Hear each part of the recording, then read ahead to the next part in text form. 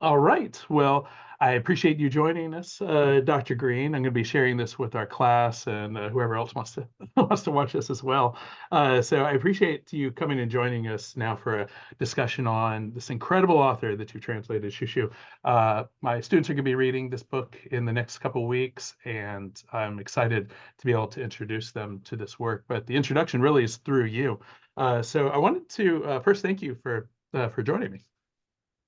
Well, thank you for having me. And I have to apologize. You're all dressed up, and here I am just in my t-shirt. I usually also dress up. It's just as I mentioned to you, we're in the middle of a heat wave, and I just I Well, maybe the blazer is my imposter syndrome. So you're the and real deal. well, thank you, and thanks for for excusing my shabby outfit. I'll try to make up for it with all my answers that hopefully satisfy your and your students' curiosity. Excellent. You'll be fine. Don't worry. Well, so first off, I wanted to ask you if you could tell us a little bit about yourself and how you came to study Chinese literature.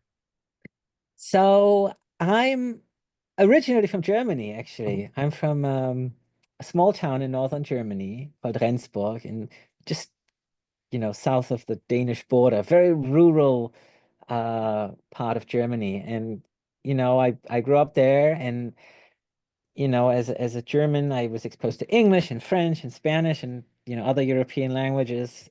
And I kind of at some point I felt, I really want to learn a non-European language, which is why I got interested in Chinese. And I took it up at college. And, once you start learning Chinese and you immerse yourself in Chinese culture, there's no end to it. And I just continued, and I went to grad school. I decided to do a PhD in Chinese literature. And, I was specifically interested in that transition from imperial China, the end of the Qing dynasty and the beginning of the Republican period. So that's a period and I'm still, most interested in that period. And so I was originally going to work on a different author.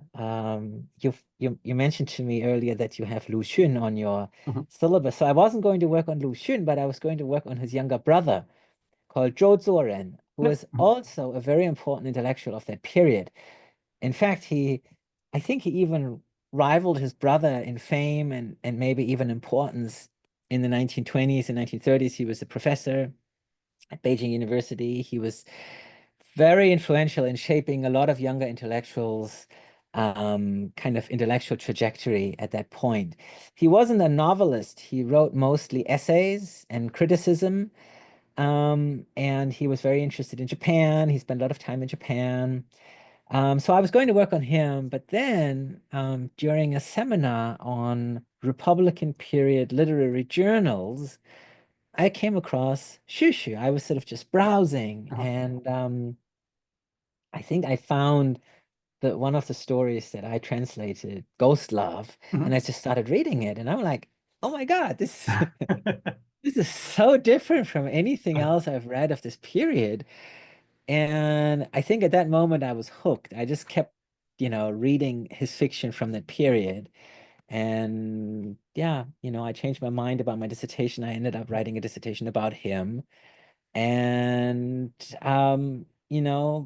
then I always felt I really wanted to make some of these stories available to a wider audience because they are so different, because they are so much fun. Mhm. And also because they were so phenomenally popular at the time in the late 30s, 40s, 50s, 60s. And Shushu continued to be a very, very popular author even after the founding of the People's Republic of China, just not in China. Mhm. He was after 1950, you couldn't really read him anymore. But, he continued to have a big readership in Hong Kong and Taiwan, um, the Chinese diaspora, pretty much up until the 70s.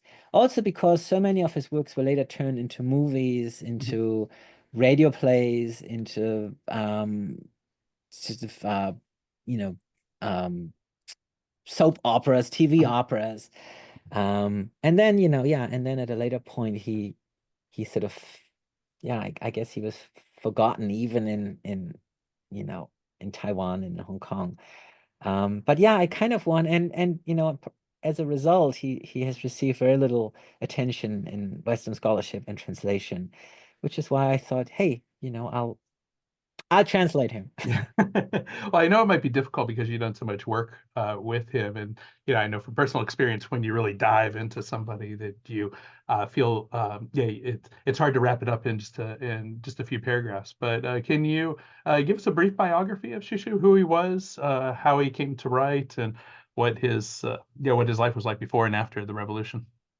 Yeah, you know, if you don't mind, I actually have a couple of slides Oh, sure. from, you know, from teaching. I can just share these with you, and I'll just you know, let me load this up. Well, let me say too, one of the things I really loved about your book was that you had pictures.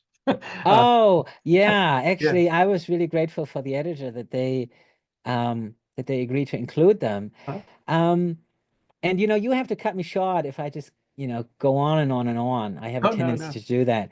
So, you know, yeah, he was born in 1908. So kind of he still had one foot in that imperial age, Mhm. right? In the last days of the Qing A dynasty. few years, yeah.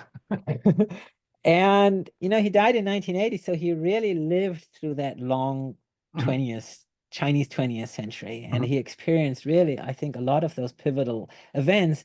And you know, some of that shaped, I think, his view of literature and his writing. He was born into a very, very privileged family. You know, his grandfather had been a high-ranking official. Um, so he received very good schooling, traditional schooling at first. Um, you know, kind of exposure to the whole canon of traditional Chinese literature. But, you know, because he was from Zhejiang, you know, one of those coastal provinces, and because his father, I think, was quite reform-minded, he then, you know, as a young adult, really was immersed in modern learning, modern education. He went to a modern school. He later attended, you know, Peking University, where he studied philosophy. He really came under the influence of that new generation of young reformers in Beijing in the 20s and 30s who, you know, and many of them, of course, were very much interested in Western learning, Western science, Western literature. A lot of them had studied abroad in Europe or in America. Some of them had studied in Japan. And he, you know, he becomes very interested in Western learning, Western literature, Western philosophy. Henri Bergson is an Mhm. influence whom he cites a lot in his own critical writing. The And French Henri philosopher. Bergson, yeah, and Mhm. it's very interesting. Again, is somebody who I think is, I don't want to say forgotten today, but you know, not on that many people's radar. But Henri Bergson in the 1920s was probably the most influential philosopher of his time. He had received the Nobel Prize in Literature in the late 20s for his, you know, big philosophical works. He was widely read in China. Mhm. Um, and you know, I don't need to go into the details, the why and how, and some of it I think was misunderstood. But Shushi was very much, you know, yeah, he was, I think we can say, influenced Mhm. um by some of his views, and I tie that into Shushu's interest in romanticism as well. He then moves to Shanghai in the early 30s because he wants to be a writer. He wants to be a public intellectual. He already knew Lin Yutang, Mhm. and Lin Yutang, of course, in the late 1920s and 1930s, was one of the most important literary figures in China. He ran a number of literary journals that were incredibly popular all over China. Sort of literary journals, a little bit like the New Yorker, something like that, you know, Mhm. that covered both current affairs, but that also had a very strong literary focus. Mhm. And Lin Yutang, like many of these other intellectuals at the time, was very cosmopolitan. Lin Yutang had studied in America and in Germany and was very interested in international trends, and in sort of making China modern and making it part of a community of modern nations that embraced cosmopolitanism and these kind of things. So he moves to Shanghai. He becomes an editor of a couple of these literary journals that Lin Yutang was running. I listed a couple of them here on the slides. One was called The Analects. The other one was called This Human World, Lun Yu and Ren Jian Shi. And they were, they were written in Chinese. Lin Yutang actually also edited a couple of journals that were written exclusively in English. Oh, But most of the Lin. readership, even of those English journals, would have been Chinese people, cosmopolitan Chinese people who, who had studied abroad, or who had otherwise, were interested in the West. And Shanghai, of course, at that time was a very cosmopolitan city. Oh, yes. And part of part of the reason was, of course, the presence of that foreign settlement at the heart of the city that goes back to the Opium Wars when, first the British and then the French were given extraterritorial rights within the city. So there were a sizable number, some, several thousand Westerners living in the city, mostly businessmen. There were actually two universities. There was an English university, St. John's University, and a French university, University l'Aurore. And a lot of Chinese students attended these universities. So, it was a very cosmopolitan place, and Xu was drawn to that, and And he still started carries a lot his. of that now when you go to Shanghai. When you see Yes, that much yeah, of it is yeah, there. Certainly stands out as far as Chinese cities go, still to this day. yes, absolutely. So he was drawn to that. He started his literary career there. He then went to study abroad himself in the latter part of the 1930s. I think I have that on another slide. Let me see. Whoops, hang on. Yes, 1936. So he Oh, leaves for Paris. what a great Um, picture. oh yeah, this this is a black and white photo of Nanjing Road from that period. It's you had a lot of cinemas and nightclubs and stuff. Nanjing Road was one of the main thoroughfares. So he goes to Paris, and he was probably going to stay there for several years. Mhm. Unfortunately, once the war broke out with Japan, he kind of rushed back. He hurried back to China, and his time in Paris was cut short. But nevertheless, it was a very I think impactful period in his life, staying in France, studying French, traveling all around Europe while he was there. The journey out by boat already was something that he later fictionalized in a lot of Mhm. his works. Um, So he came back to China and after the invasion. Was his intention to fight, or was it to? Yeah, I was curious about that part. yeah, so I just skipped some of those slides. We can make, if we want, we can go back just to complete that that overview of his career real quick. He comes back in 1938. I don't know. I don't think he was, his intention was to fight, but there was a lot of pressure on students abroad to come back to China and to sort of to show their nationalism and their support. And he comes back to Shanghai, and he stays in Shanghai for the time being, and he continues to write. And Shanghai, of course, for the time being, with the presence of the international settlement, remains a relatively safe place. Wars raging all around, especially the coast, but the foreign concession kind of remains this island.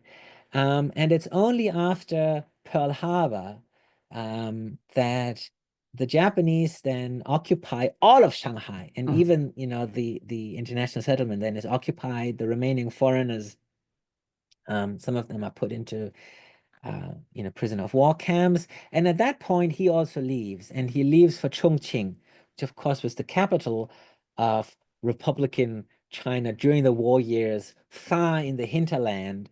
And he stays there throughout the rest of the war.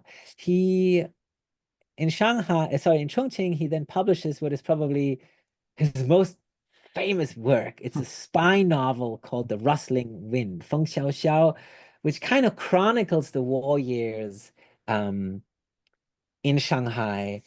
It has a first-person narrator called Xu, like a lot of his other works. They're sort of somewhat biographical or semi-autobiographical features. Um, and he publishes these in the wartime newspaper, Sao Dang Bao, which was published out of Chongqing and which was a kind of a very, nationalistic newspaper that was really supporting the war effort. And maybe because he Is that the he held the news. Eradicator? Yes, exactly. Yeah. Yeah, Uh, in English, yeah, I thought that title was really interesting when I saw that. um maybe because he helped sell the newspaper, sell so many copies. The newspaper sent him to America towards the end of the war as a foreign correspondent. I don't know whether that was sort of done as a way to show their gratitude. And I don't know if I have an image. No, I think I don't have it on here. His wartime passport is actually very interesting. He has all these stamps of all these ports in South Asia that he passed through, and then on a cargo ship he went to America. Anyway, he's in America for a while. Then he comes back to Shanghai in 1946, I think. And he is one of the most well-known authors at the time. Really, really well known. And I think he was just going to enjoy his fame and continue writing. He bought a house in Ningbo where he was, originally from.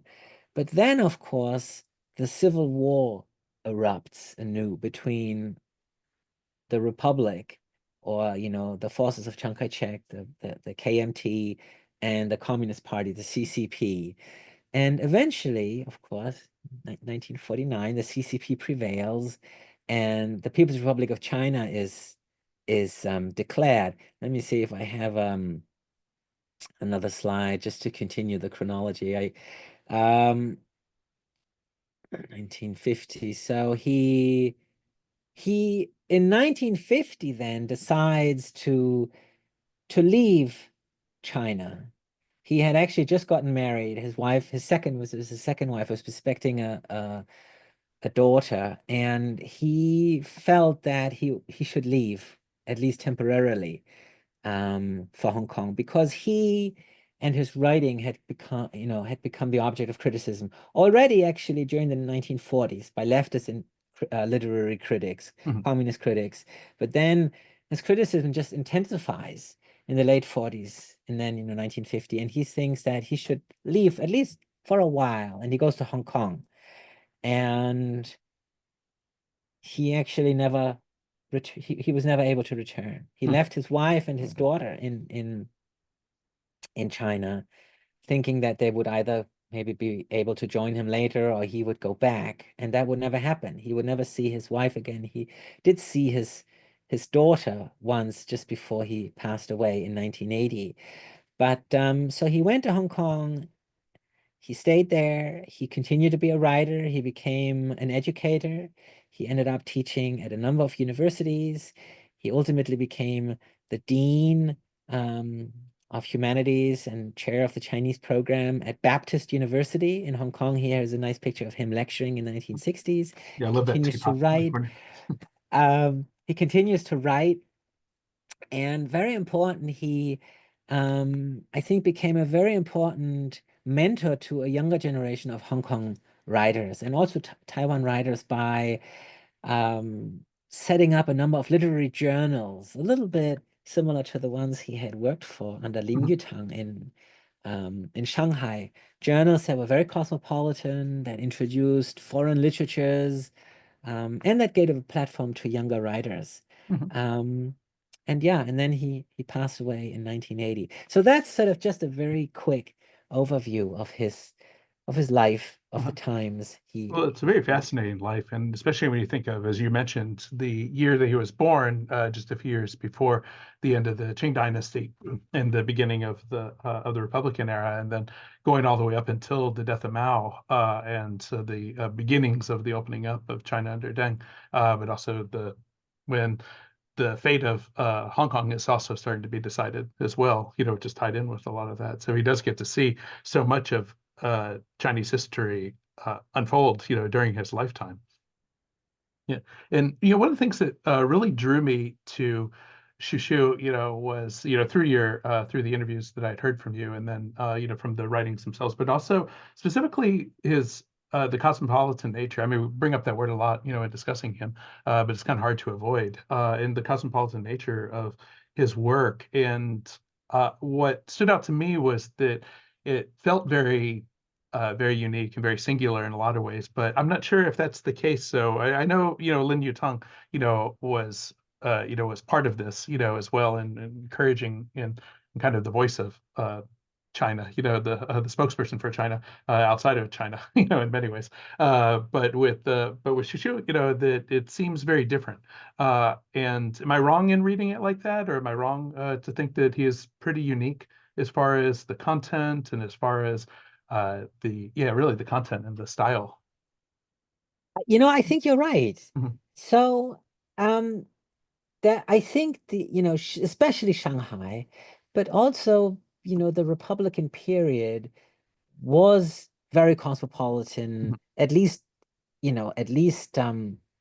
for authors, intellectuals mhm, who had had the chance to go abroad. mhm. And of course, this is a very small number, Ah, right? I mean, and a lot of these writers, of course, during the Republican period, they tended to come from very privileged families, which enabled them to do these things, right? To go and mhm. study abroad, and these things would have been prohibitively expensive, right? Yes. Steamer tickets and tuition and all these kind of things. Mhm, But there was a real interest in, connecting with with the outside world and learning and studying. And Lin Yutang and people like Xu Xu and other people in that circle always had that idea of taking the best from the West mhm, and taking the best from China and merging it and producing a new Chinese modernity that was both Chinese and that drew on tradition, but that also was in dialogue with the West. mhm, So I think that is really something that a lot of intellectuals at that time shared, this idea of dialogue, dialogue with the West. Um, I'm not entirely sure why, but Xu Xu really is one of the few intellectuals who turned that mindset into fiction. mhm, There are a lot of, intellectuals who wrote essays about that, who wrote about their times abroad. Lauscher is another. Actually, Lauscher is another one who actually also put that into some of his fiction, but not to the degree that Xu Xu did. mhm, And how this cosmopolitanism and this even exoticism really finds his way into his into his fiction. I'm not entirely sure why mhm. nobody else did it, um, but he certainly found his niche and he found the thing that he liked and that somehow resonated with his readership. Mhm, And I said that, cosmopolitanism really was something that a lot of people bought into. So I said not everybody was able to go abroad, but I think through his fiction, a lot of people, at least in spirit, could experience, some of these travels, these experiences abroad. And the fact that his work was so popular, I think, mhm. really is a reflection that the Republican era actually was quite cosmopolitan, Oh, yes. right? That, yeah. Well, it's just, I think the image that I see of Shanghai at that time, is international newspapers, a very literate society and culture, which makes sense. I mean, because it's this a heavy moment, for world literature, and cultures combining and mixing, and in that interwar period, for us. but then definitely for them at the moment before the Japanese invasion, which of course changes much of that. But one of the things that stood out to me also was the role of Judaism within his work, and that has to be unique. I think when I read it at first, I was a bit surprised, to see, the Jewish comment and Judaism come up in other stories, and I know that my students are as well. That this is something that we don't expect, from a Chinese author at that time period. Can you talk a little bit about that? Yeah. And that is really also something that I was fascinated by. Mhm, And you mentioned that obviously the Jewish comet, it's sort of square and center, but it does come up in several other stories mhm, too. Even, in Feng Xiao Xiao and this, you know, Jewish or half Jewish characters, they keep cropping up. mhm, Um, there was an intense interest in Judaism among some of these cosmopolitan intellectuals in China at that time. Um, Is this in the and religion or in the so, culture? Xu, of course, he had studied philosophy. He was very interested in philosophy and maybe the philosophical aspects of religion and religion in general. That was sort of just an interest of his. Um, and by extension, but in some other intellectuals. Now, the question of Judaism is a little bit more complicated. Um, well, as you know from Lu Xun and some of those other, early Republican period writers, there was a real cultural crisis in China where people thought that, especially at the end of the Qing dynasty and the wake of the Opium Wars and imperialism, that Chinese civilization was under threat. Mhm, And that maybe, and this is not me, I'm quoting some of these intellectuals, they thought that maybe, the way Chinese civilization has developed, it's a dead end. And maybe, maybe we've taken some wrong turns, and maybe um and these reform movements, of course, were to some degree driven by this real fear that China, as it existed at that moment in time, was inferior to Western civilization, or that onslaught, from Western mhm, imperialism. And some intellectuals saw, or um, the persistence of Jewish culture and the search for a Jewish homeland and Zionism mhm, was something that some of these intellectuals then kind of related to. mhm, That, a culture that was under threat, but that persisted, and that by drawing on its own traditions could sort of reinvent itself. And, so there was that kind of parallel that some intellectuals mhm, saw. mhm, Um, and, as the prosecution of Jews in Europe intensified under the Nazis in the 1930s, again, I think there was a lot of sympathy, from Chinese intellectuals, including those that circle around Lin Yutang, who again sort of saw almost parallels of China, facing threat from imperialism from mhm, Japan. So there was sympathy, there was mhm, sympathy. So that, I think, on an intellectual level is some real interest. Now, of course, if you lived in Shanghai and you were curious and you wandered around, especially in the international settlement, um, you could not ignore the presence of Jews either. There were actually, there was a sizable Jewish community. And it's quite interesting because it really consisted of three separate communities. So the earliest and maybe the smallest was actually Jews who had come over to Shanghai with the British from India. mhm, Um, Sephardic Jews who had come to India, I think around in the 17th century from Iran. And they, it was a few families Mhm. who had come to Shanghai in the wake of the Opium Wars. A lot of them were in real estate. Mhm. Um, the Kaduris, there are a couple of other families, um, and they became phenomenally wealthy. And they played a role in the sort of upper echelon of the British colonial class. Mhm. And then you had a second influx of Jews, mostly from the Soviet Union, from Russia, following the Russian Revolution, who were just fleeing, the soon to be Soviet Union. Um, and they came to China through Manchuria. Some of them stayed in Harbin. There was also a Jewish community in Harbin, and some of them came to Shanghai. Mhm. And again, some of them, not all of them, some of them were quite wealthy, Mhm. and they own properties in the foreign concession. In some of the Shushu stories, the landlord Mhm. is a white Russian. Sometimes they're also Jewish. So, there's that. Um, Somebody like Shushu might have just met some of these Yeah. people and might have been curious about it. Mhm. And then there is a third wave of Jewish immigrants coming to Shanghai, and that is really in the mid 1930s, as again, the persecution of Jews intensifies in Germany and Central Europe and later territories that are occupied by the Nazis.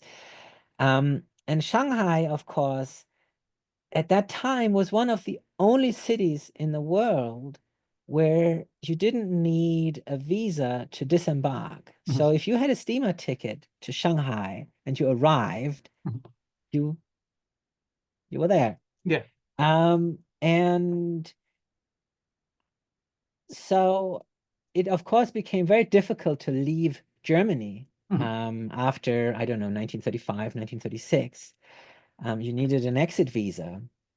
But there was a short window of time when it was relatively easy to go to Italy, Mhm. because Italy, of course, was an Axis power of the Nazis. And there was a port in Italy, Trieste, Mhm. that ran a regular steamer service to Shanghai, the Mhm. Lloyd Triestino. That used to be actually one of the largest shipping lines in the world. It Uh-huh. belonged to the Austrian-Hungarian Empire. When, Trieste was a port of the Austrian-Hungarian Empire, it later fell to Italy. Anyway, so by some estimates, 16, 17,000 Central European Jews managed to escape from Europe via that route. They went to Italy, they got steamership tickets on the Lloyd Triestino and went to Shanghai. And you know, there were a few thousands who actually went the land route. They managed to get transit visa through the Soviet Union, and they went on the Trans-Siberian Railway. Um, but most of them came by ship. And again, this would have just been, I think, very difficult to ignore for somebody as interested in the outside world as Shushu. So, why other writers didn't write about it to the Mhm. same degree Shushu did, I don't know, Uh-huh. but Shushu did, and it found its way into his fiction. Well, it's fascinating because in some ways, reading this and just listening to your discussion about this, the story could almost take place in San Francisco. In some ways, in some ways, it almost even sounds a little like this. Yeah. So it's just a really fascinating look at China, but specifically Shanghai in that moment that a lot of us don't really know or understand. So I appreciated you being able to bring this to our attention through your translation. But coming back to Shushu, he, as you said, was incredibly popular before the war and before the revolution, but afterwards fell out of favor. Through from a lot of leftist critics, as you had mentioned. So, can you talk a little bit about that, about how that happened, and their criticisms and where that led Shushu? Yeah. Um, let me pull up. Let me pull up one slide and I'll share a quote with you, which kind of puts this into perspective.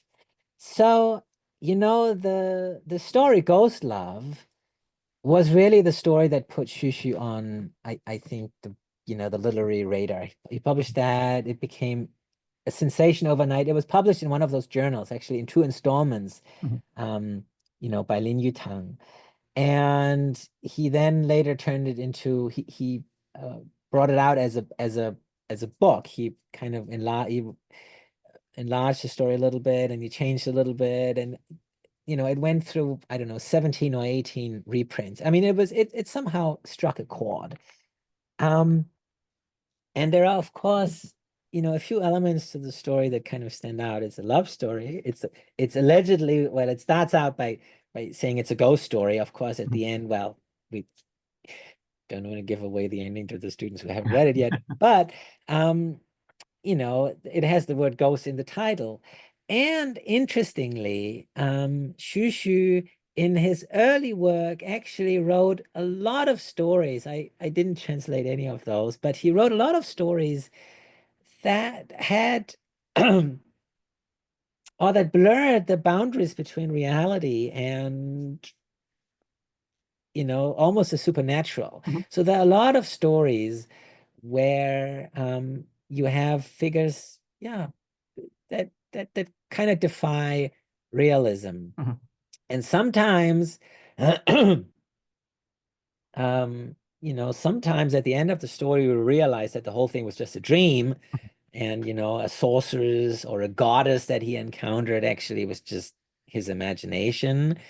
Um, but nevertheless, he likes to play with this, blurring of reality Mhm. and invoking dreams, and the supernatural and things like that. And again, sort of from a aesthetic perspective, I think that's sort of kind of what connects him to romanticism. Mhm. This idea that reality is not the physical reality of the world. No, it's what the reality that we create in our minds and in our dreams and through art, and that's much more powerful. Mhm. Now, that artistic view really clashed with the artistic view of leftist intellectuals and socialist and communist intellectuals, because Mhm. in a socialist society, there's no room for the supernatural, Mhm. right? Socialist societies are the creation of man, and nothing is impossible, and through hard work and adherence to science, we can achieve everything. And it's this, I think, this his embrace then of an aesthetic that almost defines science and realism that literary critics Mhm. really take an issue with. Um, and of course, one other thing is that so much of his stories is about love and romance and personal fulfillment. Mhm. And of course, that's another thing that if we look at, at leftist literature, socialist literature, especially from that period, the well, the 20s, then the war years, and then the 40s and 50s, it's never about the individual. It's always about the collective, Mhm. right? It's always about China as a society. How can we make this a better society? And that's, of course, not only the case for Chinese fiction, this is socialist fiction in general, right? It's rarely about the individual, it's about the collective. And Mhm. if it is about an individual, the individual is representative of the whole. Mhm. Whereas in Shushu's fiction, no, it's always about the individual. It's about individual fulfillment, it's about um, an individual making sense of it all amidst the chaos of war. Mhm. Right? So he's interested in that. And this is the quote I wanted to show you. So this is a criticism that was published in 1945 that was specifically about ghost love. And it says, I'll read it out real quick. It will invariably cause you to forget the cruel reality of the world, cause you to ignore the hideous scars our nation has received, and lead you to distance yourself from that cruel struggle between old and new that is currently being carried out all around us. It's a syringe filled with poison, and you should throw it into the cesspool. Pretty harsh words. Pretty harsh words.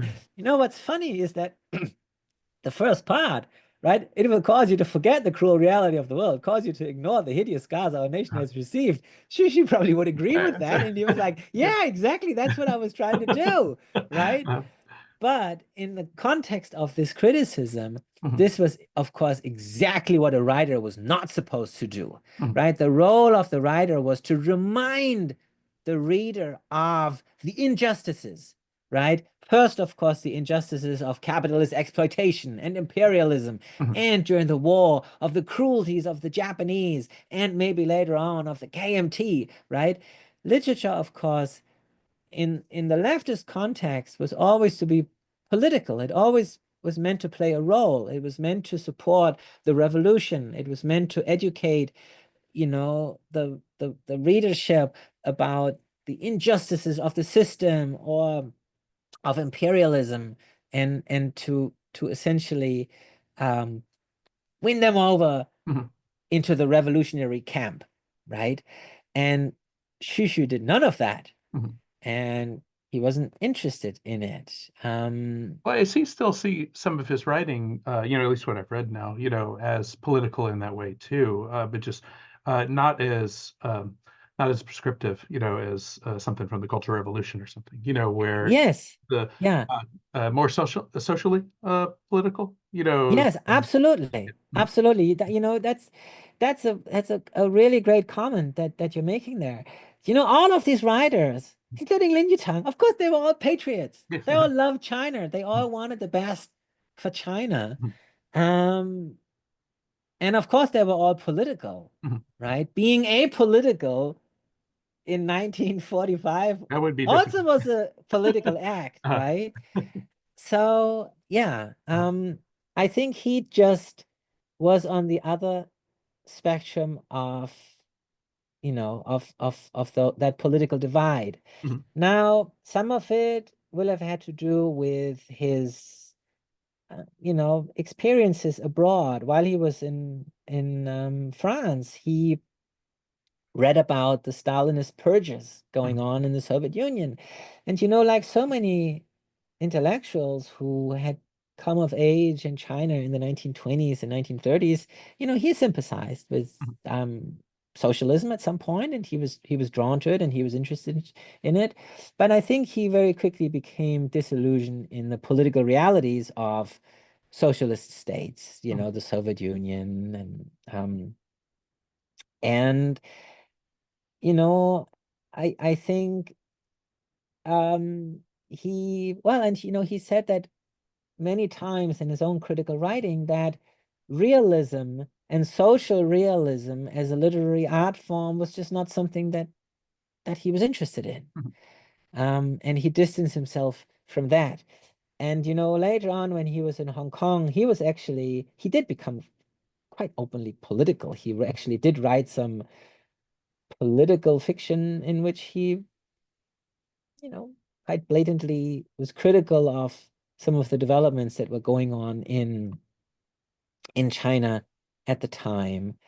Um, in the PRC. and yeah, in the People's Republic of Mhm, China. And of course, in Hong Kong, he would have had really, a privileged position to observe some of mhm, these things. And he stayed as much as he could in touch with friends in China. Of course, that became increasingly difficult, mhm, through letters. But um, in, and in his critical writing, he commented on socialist realism, that of course became the predominant, artistic form of expression, artistic maybe in quotation marks, in China, in the 1950s, the only form, right, mhm, that you could express yourself through literature or through painting or through music. And that was socialist realism. That was a form of realism that, in a way, was not even realist Mhm. anymore, in that it was just meant to depict the socialist utopia, society that could be created in a socialist state. Mhm. So, he was critical of that. And of course, in Hong Kong, he was able to articulate these views Mhm. and to publish those kind of words, because Hong Kong, of course, was really the only place at that time in the Chinese-speaking world that, provided that kind of freedom of expression to intellectuals. Mhm. Of course, in Taiwan, if you were a staunch anti-communist, you could write these kind of things. But Uh, Taiwan, of course, under Chiang Kai-shek in the 1950s and 1960s and even 1970s, mhm. was just as oppressive and just as much a dictatorship as the CCP was. Mhm. Just A smaller place. well, and a somewhat different political color, right? I Yeah. mean, it Mhm. was proto-fascist, but Mhm. yeah. Yeah. Well, I Which, think. I'm sorry. Good. sorry, no, which is, I think, also why Xu Xu didn't go to Taiwan. I Mhm. think he was just as uncomfortable politically in Taiwan as he would have been in the CCP. And he continued to publish a lot of his works in Taiwan, and most of his readers were probably in Taiwan. But he did make a conscious political decision to stay in Hong Kong. Mhm. Yeah. Well, and it makes sense with Hong Kong as well, because probably of anywhere that's most similar to Shanghai, in so many ways, as far as the international feel of the city. Well, yes and no. Mhm. Hong Kong, prior to the war, was a relatively small city. It was really sort of a backwater. Shanghai was where everything was happening, and it was a cosmopolitan city, and it was the rich city, and it was the place to be. And Hong Kong was kind of more a sort of colonial backwater. Yeah, I mean, Mhm. obviously the British had a presence there, and they had that port, but um it did not have all these amenities that you had in Shanghai, the nightlife and the music and the cinemas. And it had a little bit of it, but also there were just a lot fewer Westerners. Mhm. There were only, I mean, really, there were only British Uh-huh. and mostly colonial officials. So you didn't have that glitter Ah, that mhm. Shanghai had, which was really a magnet. You had obviously all the Europeans, you had the British and the French, and to a lesser degree Germans and Italians, and then you had a Japanese community, and you had musicians passing through, and cinema, and of course you had a huge Chinese population. I mean, it soon became the largest city in Shanghai with 8 or 9 million people all in Mhm. total. So you had this huge city, and Hong Kong was much smaller. Hong Kong was only less than 500,000 people. Ah, mhm. Um, so um, you know, it wasn't like Shanghai. What then happened, of course, after the war, after the founding of the People's Republic of China, a lot of people from Shanghai took refuge in Hong Kong. Mhm. Essentially, the entire movie industry, writers, intellectuals, and they, of course, brought a lot of that Shanghai flair with them. So Hong Kong, really, in the post-war period, I think, did become a lot more cosmopolitan. Mhm. Of course, what it also meant that you had an incredible shortage of housing. Mhm. You suddenly, I mean, within a year or so, you had 2 million people, an influx of 2 million people from the mainland, into Hong Kong, which meant you had I mean, just there was no housing. There's a beautiful movie, you probably know it, In the Mood for Love, Oh, yes, yes. which Mhm. is a little later. It's, Mhm. it's sort of meant to be set in the 1960s, but I think it really captures just how cramped everybody was, how, people would share like a one-room apartment, with their partner, and, you'd Mhm. have a bathroom in the corridor so there was this huge shortage of housing. And, I've heard this from many people that it was not a comfortable place to live, and it Mhm. was difficult to make a living. Shushu was lucky because he was really well known, and he could make a living as a writer at first, and then he became an academic. And it was then later in the 1970s that Hong Kong embarked on this very ambitious project of social housing. And when we when you now think of Hong Kong and we think of these white, sort of residential skyscrapers all over the island, that really kind of started in the 1970s. And, it became a much wealthier place, and it attracted a lot of investment and manufacturing, etc. But 50s, 60s, I think it was a really rough place Uh-huh. for people to be, unless you were phenomenally wealthy. Uh-huh. And one of the stories, the last story in the book, when Ahern came to oh, I'm blanking out on the name of the street. Uh, um, Came to Gosing Road, yes. That sort of set in the late 60s or early 70s as the economy was really picking up. Mhm. And you sort of have these immigrants, right, from mainland China, um, Ahang, she's kind of representative of that, and they're hopeful.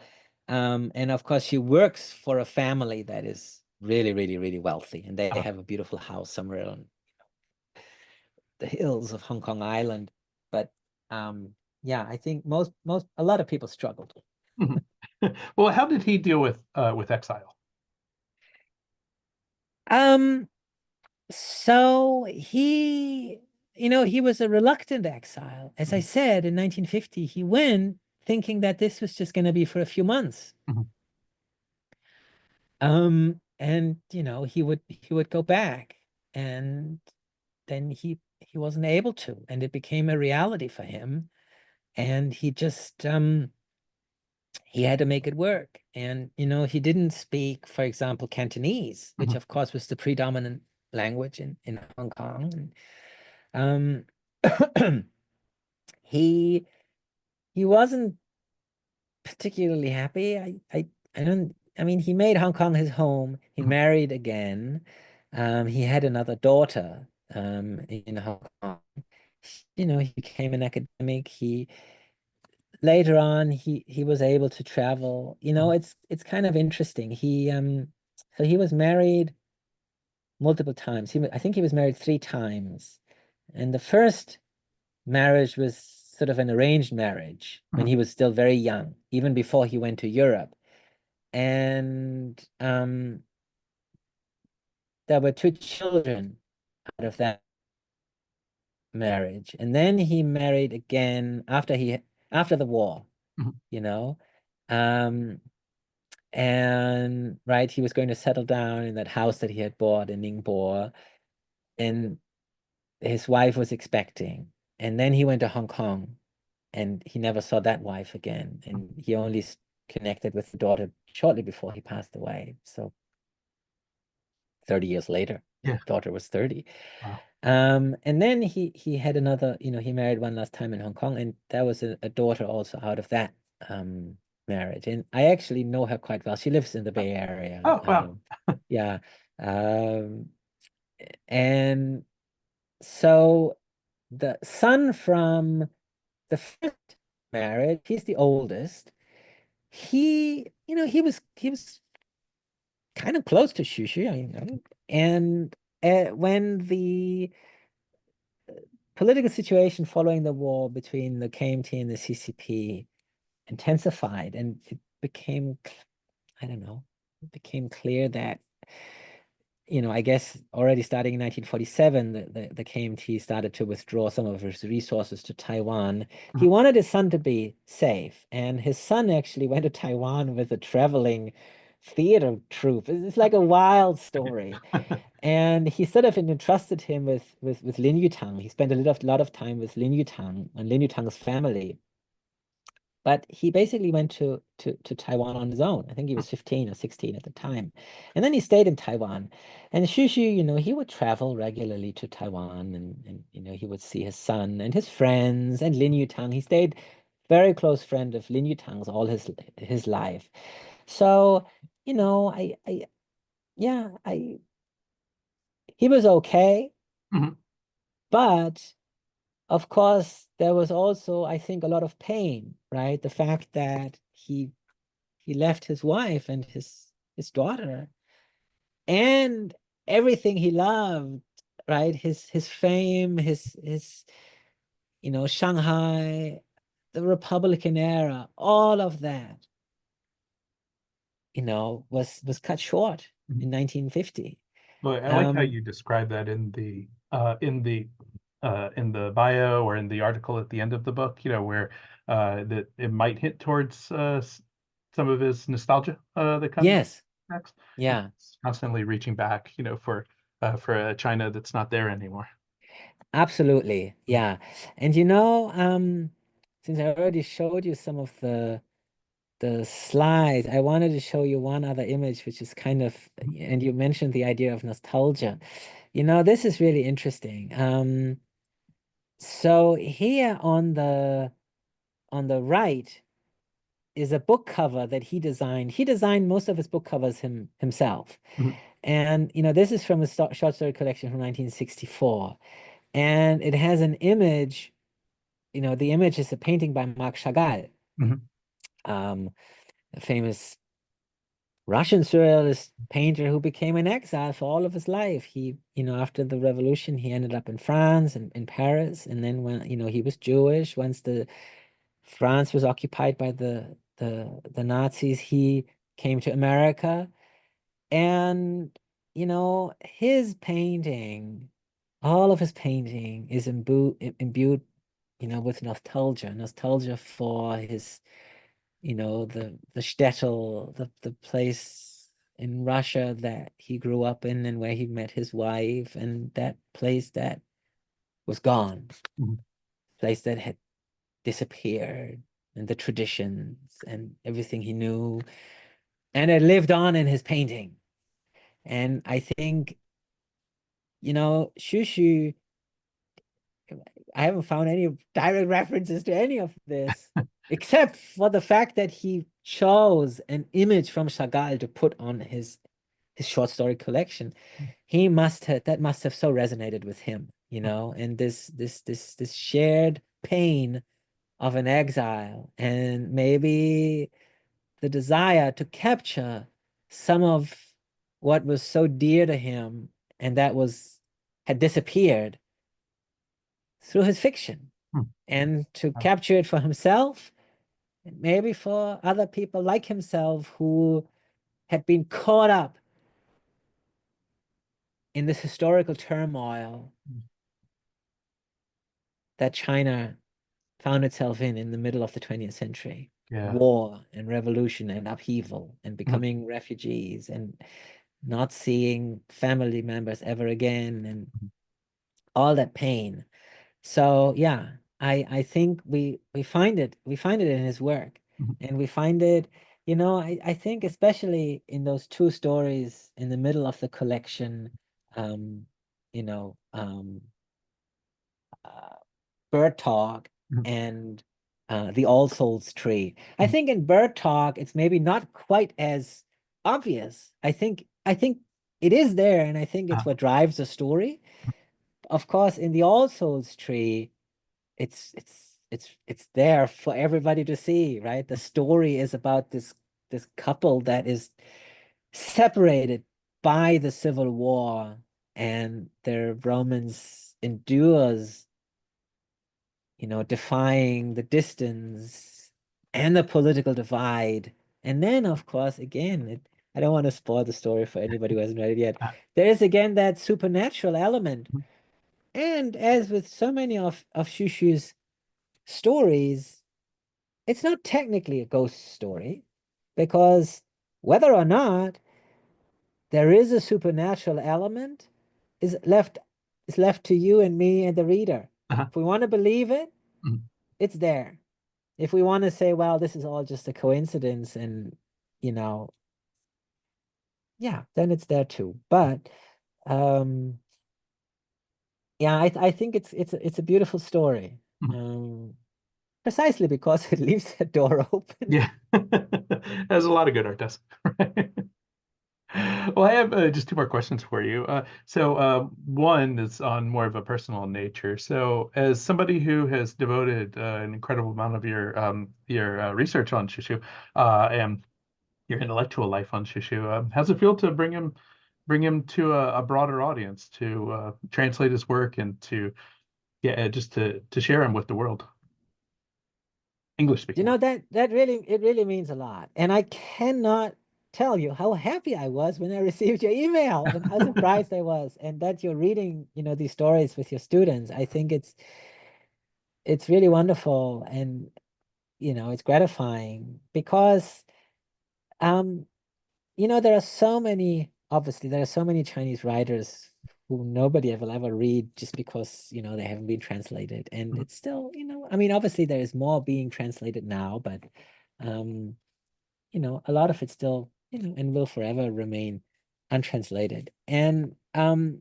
this period, and of course, most people when they do read Chinese literature, they probably want to read contemporary things. And and of course there's a lot of great contemporary literature as well. But I really do think that this period, the Republican period, and then the years after the war are a really interesting period Mhm. in modern Chinese history. And the fact that somebody like Xu Xu was so connected with the outside world, and in a way Chinese literature was in dialogue with the outside world, I think that is really interesting. And I do think it deserves some attention. Mhm. Um and that Shushu himself continued to sort of stay tuned in to literary trends. Something I did in the afterword, I sort of placed him into the context of other, post-war writers who were doing similar things in their fiction. I talk about Hermann Hesse, for example. I already talked about Marc Chagall, even though he's not a writer, he's a painter. Because a lot of these experiences, of exile, of displacement, of being caught up by, these forces of history, um, the clash between worldviews and even artistic worldviews, what I, in sort of very um, simple ways, sort of call, romanticism maybe versus realism, social realism. That I think is something that so many 20th century writers found themselves caught up in. And to see how a Chinese writer deals with these issues, Mhm. I genuinely think it's interesting. And, so a lot of Chinese fiction of the 20th century, um, and maybe that's also one of the reasons why not more people read Chinese fiction, is that a lot of Chinese fiction needs to be contextualized. Mhm. I think a lot of it is just inherently political. And as we already discussed, even if it's apolitical on the surface, it often, that in itself is a political gesture. And I think there's a lot of literature that is difficult to appreciate, a lot of literature from China in the 20th century that is difficult to appreciate unless you really understand the political and historical context, um, in which it was written. And, you might say, well, that's too bad because you should be able to just pick up a book and read it and enjoy it. Mhm. And I think, that's why, for example, Japanese literature in the 20th century has done a lot better in the West, because a lot of Japanese literature it's just aesthetically pleasing, and you don't need to necessarily know a lot about Japanese history to just appreciate it. And some of it are just also maybe just more universal themes about family and love, etc. And of course, some of Shushu's works also need to be contextualized. The Jewish comet is a strange story, and I think it does need to be somewhat contextualized to Uh, kind of make sense of it, and whether you like it or not. But my favorite story is Bird Talk. mhm. I really love that story. And incidentally, it was also Lin Yutang's favorite story. Oh, Lin Yutang really loved that story. Actually, Lin Yutang translated this story Oh, in the okay. 1960s. It was a very, very free translation, and he made considerable changes to it. It's a very, well, which I think I understand why he made them. You know how the story opens with that reference to a Buddhist sutra? Mhm, And there is sort of course, an underlying Buddhist theme. It returns to that at the end. And Lin Yutang cut a lot of that out. mhm. So there's very little reference to Buddhism. And he made a few similar changes and omissions. Was that because of his And Christian leanings? Uh, excuse me? was that because of his Christianity, Lin Yutang? No, no. I think what he wanted to do, I think what he, so let me take one step back. The reason I like Bird Talk is because I really think it's a very universal story. Mhm, What he's describing there. And I already talked a little bit about this idea of nostalgia. mhm, Um, but also again, this idea of, you know, defying rationality and defying science. And there's something happening with this mhm, girl that, and her access to art and how she responds to poetry. And, I really think there is something, yeah, there is something universal. I mentioned earlier Bergson. I really think that there's a lot of Bergsonian thinking about art and about life in that story. Um, it's still a Chinese story, and as I said, there's a Buddhist element, and and I think Lin Yutang saw the universal aspect of the story, and he was afraid that um people might not see it unless he people might read it as something else. People might see the Buddhist element of it and orientalize it uh, and hatch on that. And he probably didn't want that. And he really felt, let's make this as universal and accessible to a Western audience as possible. This is just my guess. I don't know. mhm. Um, That makes sense. um, so yeah. But yeah, I like that story. And actually, let me share that slide of the book cover one more time. Mhm, This book cover, um, this image is a Japanese woodblock print by a Japanese woodblock artist who, interestingly, is about the same generation as Shushu, and he made this in the 1960s. And it's interesting. I just found this by accident, you know, on the internet. And he was this Japanese woodblock artist. He enjoyed a little bit of fame in the US in the 1960s. And I was able to track down the heir of this artist, his granddaughter, and ask her whether I could use the image on this book. And she was absolutely thrilled. She was like, "Oh my God, yes, I'd be uh, so happy to see my father's legacy continue." And she told me that this image actually uh, had once been used artistically before by, in a Hollywood movie. There's a movie called The Time of Wine and Roses. oh, It's a movie from the 1960s. It's a very sad movie. It's actually one of the first movies that deals with alcoholism in a very critical way. But it's a very sad movie, and there is sort of an underlying sadness. And once she had told me that, and I watched the movie, it made sense that the director would sort of connect to this image because there is an inherent sadness in this image and frailty. And of course, if you've read the story Bird Talk, mhm. this image just so perfectly resonates with the Uh, story. uh, But I'm 100% sure that the artist, this Japanese woodblock artist, did not know of the story Bird Talk. He hadn't read it. uh, And that, again, there is just a universality to the emotion that he wanted to express uh, in this image, whatever the trigger was. But it's so perfectly matched. It's uh, just so perfectly matched. And I'm so happy that, that we were able to use it. Um, but yeah, so I think this is a very, very, very long and winding answer to your question. Why and what did it mean for me to translate it? I think that's the main thing, that I wanted to make an obscure Chinese author accessible to a Western audience and to maybe allow them to see something in there that resonates with them, Mhm. maybe that is to some degree universal and hopefully Uh, entertaining. yeah, and that it is. It really is. I like what you're saying as well about the cover because it reminded me of one of the things that I read in your biography of Shushu, where you mentioned that he had fallen in love in Paris with a Japanese woman and had the complexities of falling in love with a Japanese woman as Japan is invading China and everyone going back to China, and how that even played into the woman who became a famous novelist in Japan, and how that possibly played into to her story, as well. So even with that, with the image, being a Japanese author or a Japanese artist and tying in with Shishu and that background, just this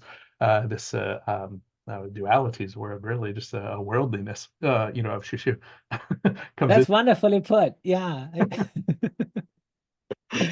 Well, my last question for you, though, is more for my students specifically. So we have a lot of them that are really interested in taking more or studying more about China and possibly becoming sinologists themselves. Digging into China studies, Chinese studies, and I want to see if you had any advice for anybody who's interested in going further than my Chinese literature and translation class.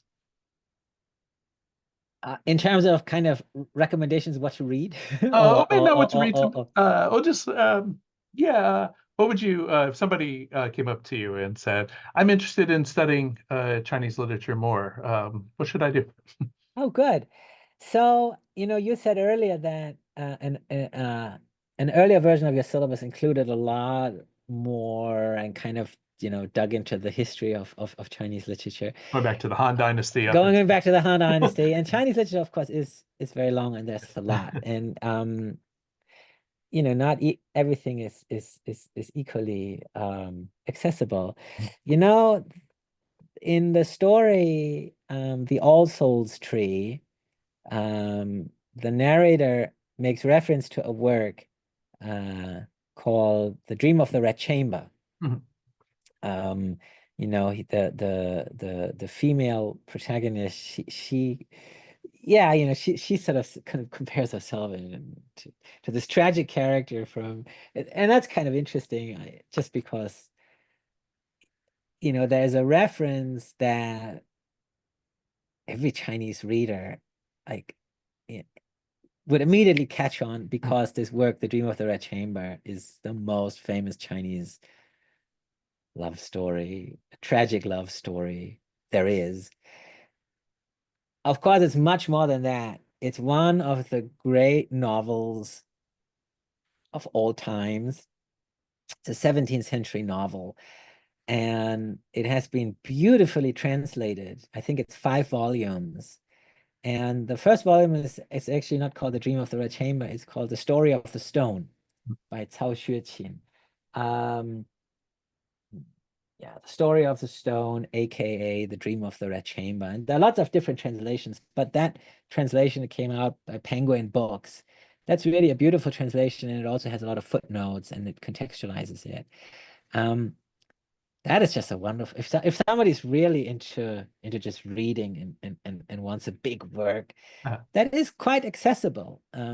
Because it's a novel with characters, and there's character building, and there's a lot going on. And it's basically the rise and fall of a very, very, very prestigious family in that's close to the imperial household during the last dynasty. mhm. That's a great work. That's a Okay. great work.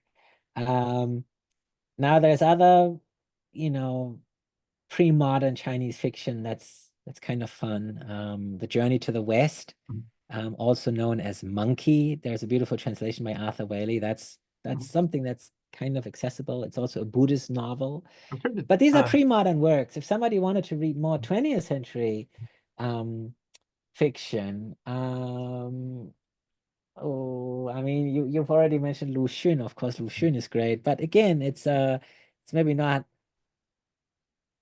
It's not something you want to read before going to bed, right? Yeah. It's kind of it's too heavy and too dark. Yeah. Diary of a Um, Madman. yeah, oh my God, yeah. of course, you already have Zhang Aling for something a little lighter.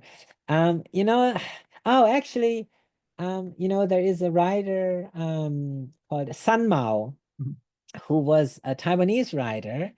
And it's interesting. She was a big fan of Xu Xu, and Xu Xu sort of became a mentor for her much later in life. They wrote a lot of letters, and she kind of inherited that cosmopolitanism of his. And she wrote a lot of books that were set all over the world, in the desert, in the Sahara and Latin America. And just a couple of years ago, somebody translated a nice selection of her short stories.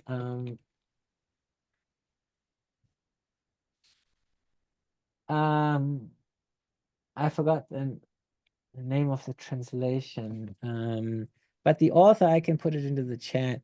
She's called Sun Mao. Okay. Mm. See, Sun Mao.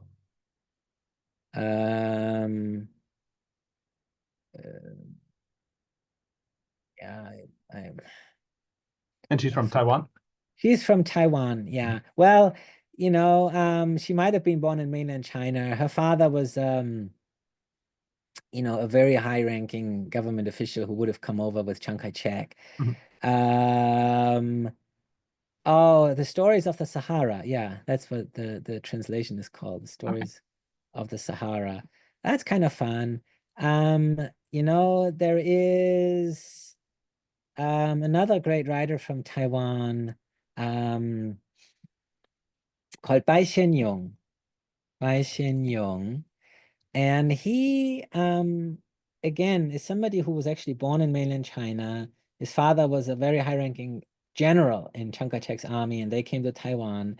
And he sort of became the most important modernist writer coming out of Taiwan in the 60s and 70s. He has a very famous collection. It's called Taipei, I think it's called Taipei, it was translated as Taipei People, Taipei Ren. Mhm.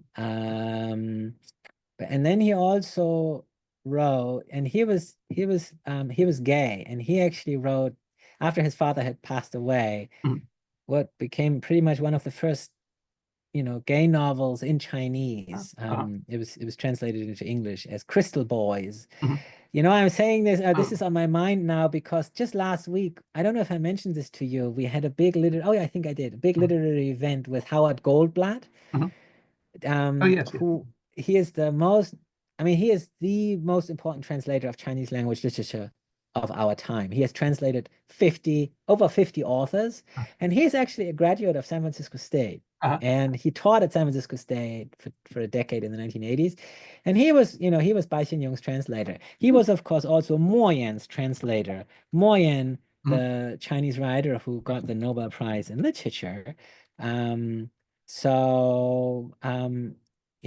and I always like to say it was Howard Goldblatt's translation of Mo Yan's work, um, Red Sorghum. Mhm. Put this into the chat. That I think got me interested in modern Chinese Oh, literature. yeah. Mhm. That's, of course, a wonderful, wonderful That's work. I mean, incredible. oh yeah, yeah. Mhm. He has another work that I also really like. It's called The Garlic Ballad. Mhm. Oh, yeah. Also, yeah, Mhm. also Mo Yan, The Garlic Ballad. Um, So Moyen, of course, is great. Some of Um, these have been turned into films as well. I think the yes, some of these have been I turned into know movies.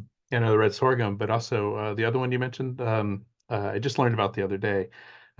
Crystal, what was it? The Oh, Crystal Boys. Yeah, yeah. Crystal Boys. Yeah, that I know that was recently also turned into a TV series and Mhm. yeah, adapted for the screen. You know, yeah, there a lot of interesting writers from Taiwan. Huang Chunming. Again, this is somebody who was translated widely by Howard Goldblatt. Of course, there are also really interesting writers from Hong Kong, Uh, which is, just another voice, just another Chinese voice. There's an author I like a lot. She's called Xi Xi. oh, yeah. a friend of mine, Jennifer Feely, she's in the process of retranslating or translating one of her great works called My City. Mhm. That'll come out next year. There's an abridged version, came out in the 1980s. Um, God, I can't think on the spot what else I would what else I would recommend. Well, that's a pretty good Um, reading list right there. Well, one of the things I found in my own studies is that when you start to dig, then it just all becomes so interesting in different times, and you learn so much about the culture, but also just the commonalities, as well. And that's one of the things I really appreciated about Shishu, and about this translation in particular was just the just the new world that was opened up by reading this. And I really can't tell you how much I appreciate the work that you did in this, but also the time that you took to speak with me and my class and anyone else who's watching, about this as well too, because it's he's an incredibly fascinating person, and I really really loved these translations, and I know my students are going to as well. So I think I can thank you for them for introducing a new world of Chinese literature to us. well, I'm really, really delighted that you found him and that you wanted to share him with your students. And I hope many of your students fall in love with Chinese literature Yeah. as a result, or Indeed, indeed. Well, again, I thank you for your time. And do you have anything else you want to add to this before? um, I can't think of anything. Again, I'm really thrilled, and I thank you for your time and indulging in my rambling about Shushu. I never get tired of talking about him. No, it was delightful. It was delightful. Thank you.